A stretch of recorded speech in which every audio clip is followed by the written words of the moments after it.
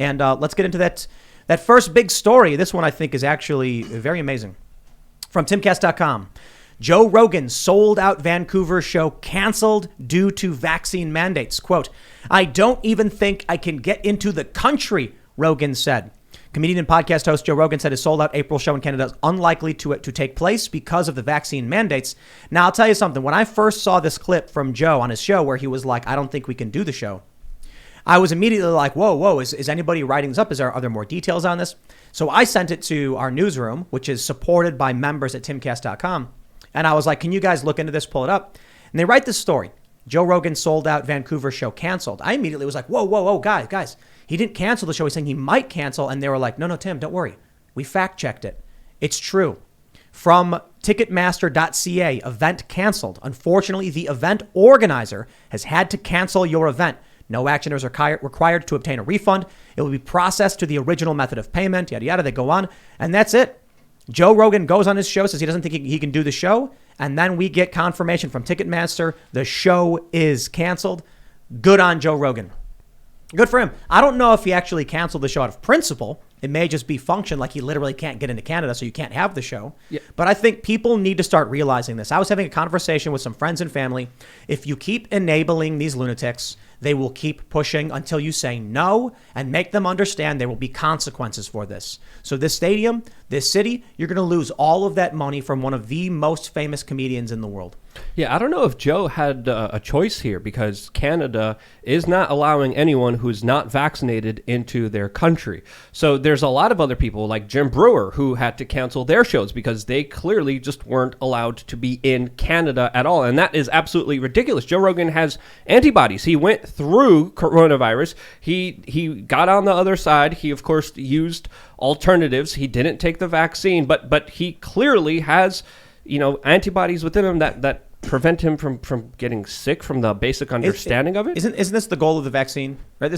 Someone said this to me. They were like, the goal of the vaccine is to trigger an immune response in your body so it produces antibodies, right? Yeah. So if you have the antibodies, it's effective. Like, what's the difference? Well, it clearly has something to do more with just protecting people's health. And there's something larger at play. I'm not pretending to know what that is. But the thing we need to look at now is not why he canceled it, but the fact that it got canceled. And suppliers need to cut off companies or countries or venues that literally take away people's personal freedom to make a choice on whether they want to take this medical procedure or not. That's the key. By Joe Rogan doing this, it sends a message directly to their pocketbooks, directly to their ability to generate income. And at the end of the day, money is what solves this. And that's how we solve this, is we cut off the supply. I think a lot of people will think about this in the sense like Joe Rogan's rich, right? So they're like, okay, he's canceling a show.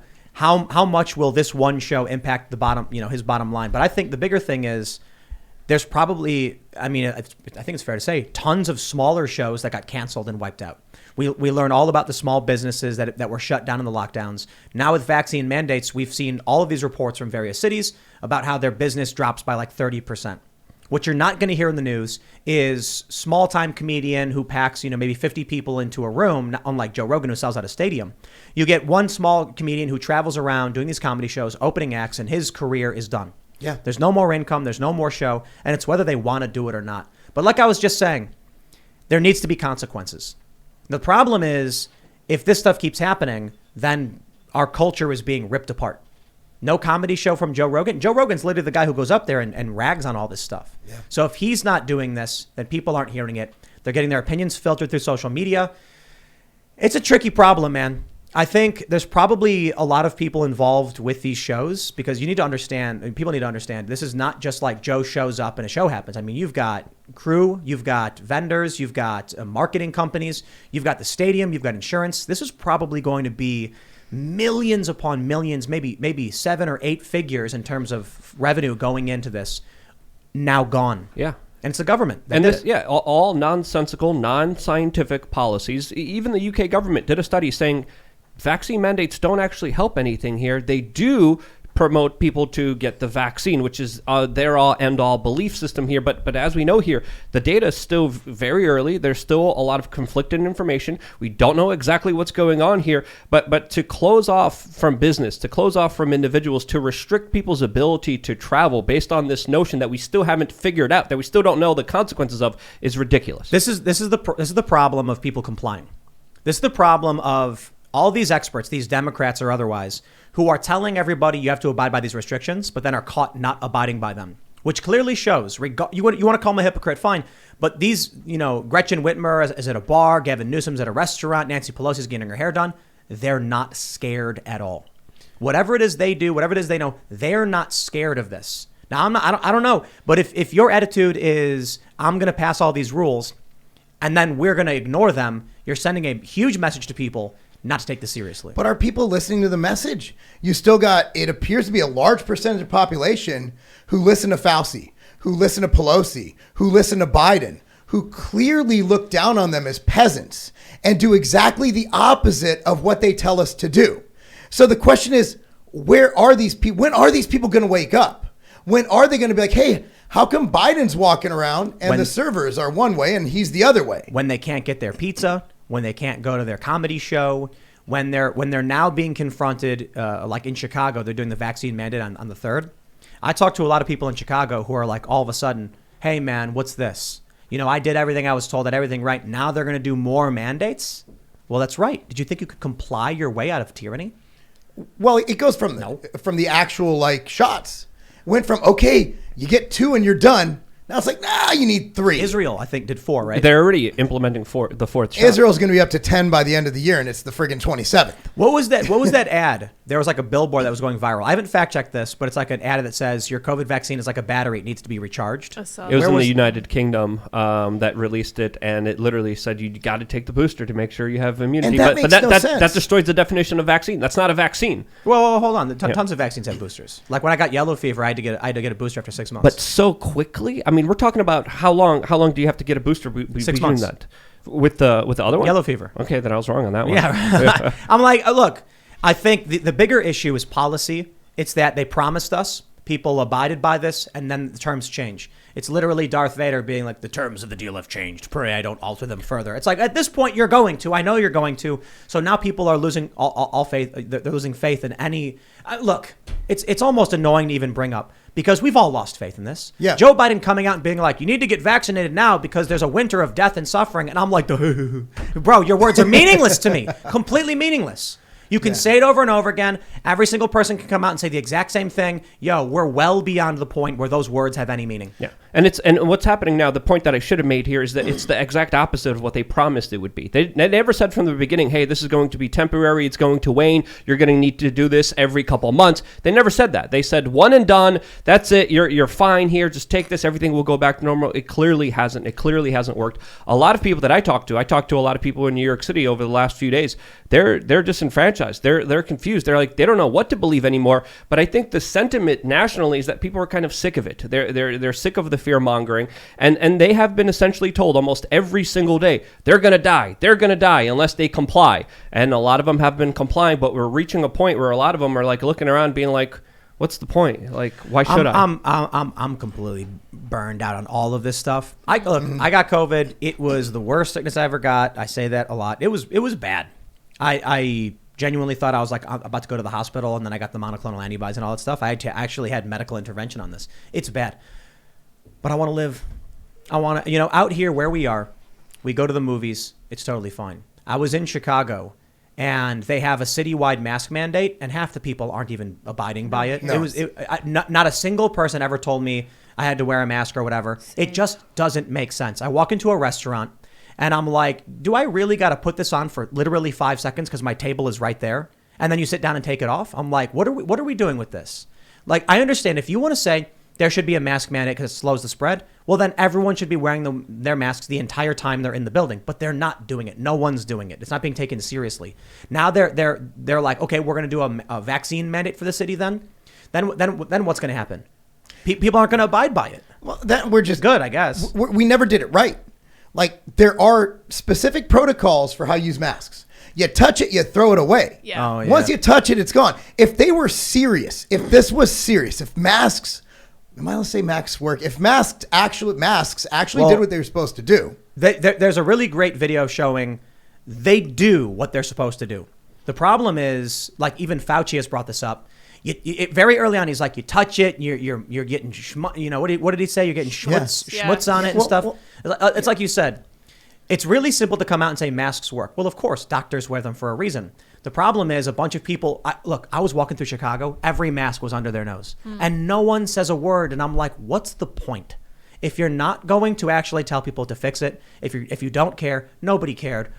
I guess my point is everybody's just burned out on this. I'm so burned out. I'm so sick and tired of talking about it. 2 years, man. Well, we're not wearing the proper masks. If we actually had N95s fitted, and if you touch it, you throw it away, you wash your hands and scrub them, and surgeons are wearing them for different reasons. In the hospital setting, they only wore them during surgery. I never had a doctor come out to me at a hospital. I spent a lot of time in the hospital as a kid because my mom would be in and out of hospitals. My dad was really sick. Never once did a doctor come out with a mask. That wasn't a thing. They put it on to prevent getting splattered in the face by some projectile kidney fluid, or them spitting, or into for them a surgery, spitting. But to prevent, like, too. to actually walk around and think this is going to stop something microscopic. And N95s do, but you have to fit them right. No. We had this argument before with somebody because Steve. Was it Steve? Yeah. You can get COVID through spit and through aerosolized, water vapors. Yeah. So the masks stop the spit. Well, they stop the spit, but there's still stuff going through them. It does reduce the viral load.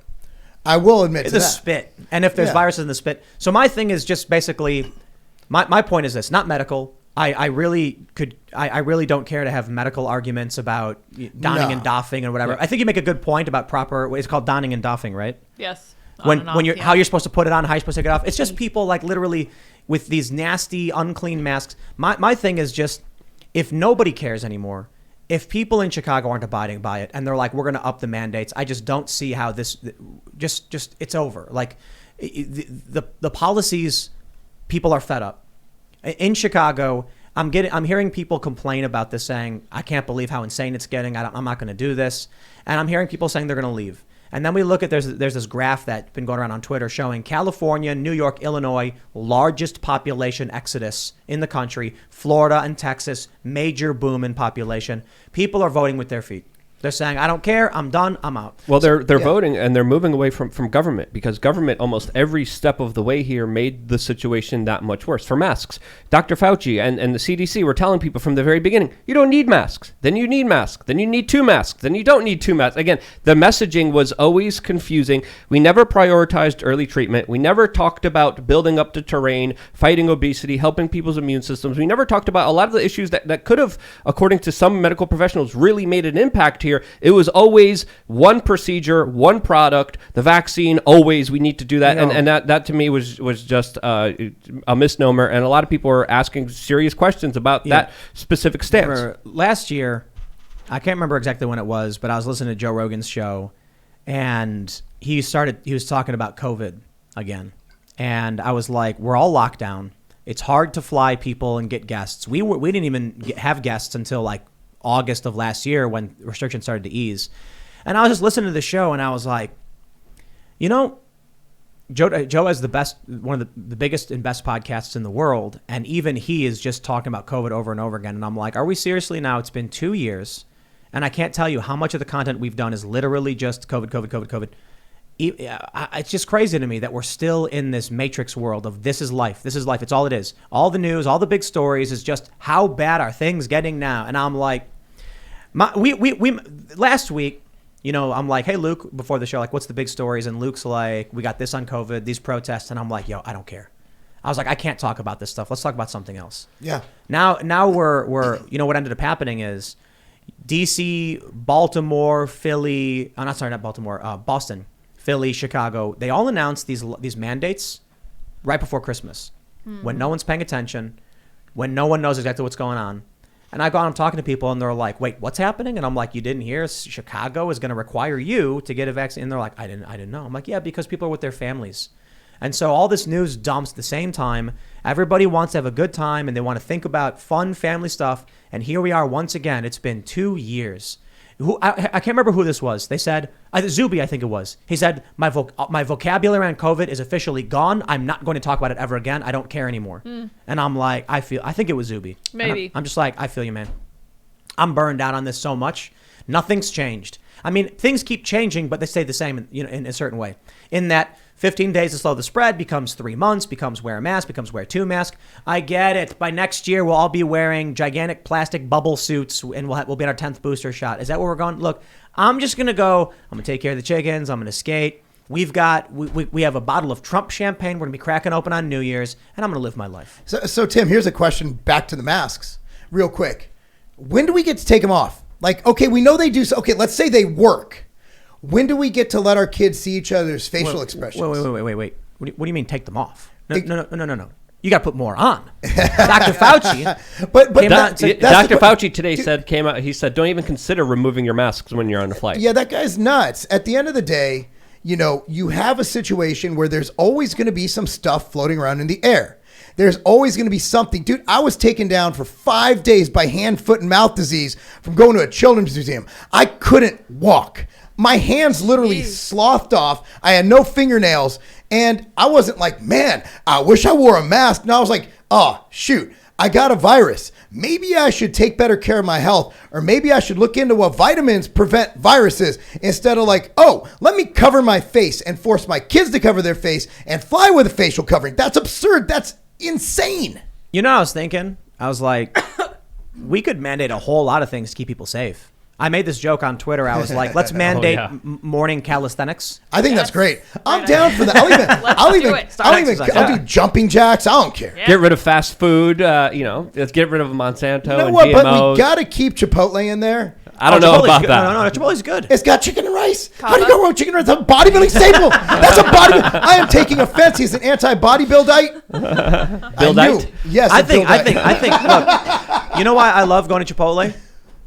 Because they've got your meal is going to be fats and proteins. Yes. I don't do the rice and the beans. Oh, I do the hell out of rice, man. I'll do a whole lot of drugs in this body. Come on. I will get the peppers and onions, the chicken, and then I'll be like cheese, guacamole, sour cream. Perfect. You can make your perfect meal. You could have a low fat, high protein diet. You could have a high fat, high protein diet. You could have a vegan diet. Like, I'm sorry, Chipotle, Moe's, Qdoba. If you're looking for fast food that can actually fit whatever diet you're on, I'm simping for those guys, man. That's some good eating. Thanks for checking out this segment from the Timcast IRL podcast. If you want to watch live, you can check out this channel Monday through Friday at 8 p.m.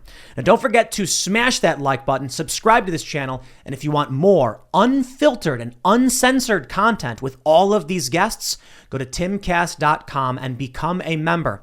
All of these guests you know and love in exclusive segments on our website where we are unrestricted in what we talk about, so you'll definitely not want to miss it. Thanks for hanging out. We'll see you all next time.